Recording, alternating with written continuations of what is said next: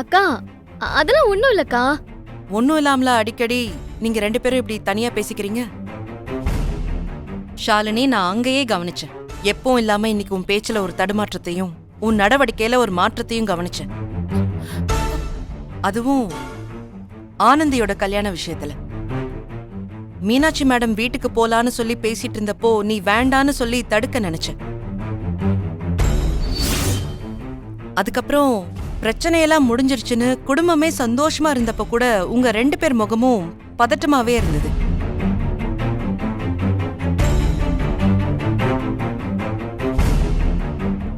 அதுக்கு ஏதோ ஒரு காரணம் இருக்கணும்ல? அந்த காரணம் என்னன்னு நான் கேக்குறேன். அண்ணி, அது என்னன்னா அக்கா அதெல்லாம் ஒண்ணும் இல்லக்கா. அது உங்ககிட்ட சொல்ல நினைச்ச விஷயம் என்னன்னா, இது சம்மர் சீசன்ல ஷாலினிக்கு ஒரே புழுக்கமா இருக்கான்.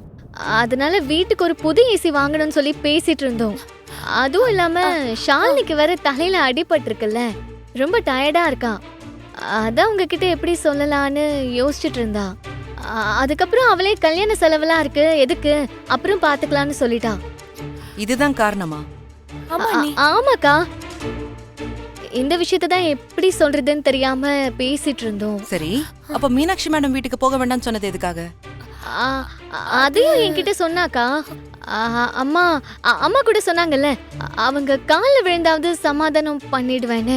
அதான் வேண்டான்னு சொல்லி தடுத்தேன்னு நீங்க போனதுக்கு அப்புறம் ரொம்ப ஃபீல் பண்ணிட்டு இருந்தோம்க்கா. இல்ல ஷாலினி? ஆமா அண்ணி.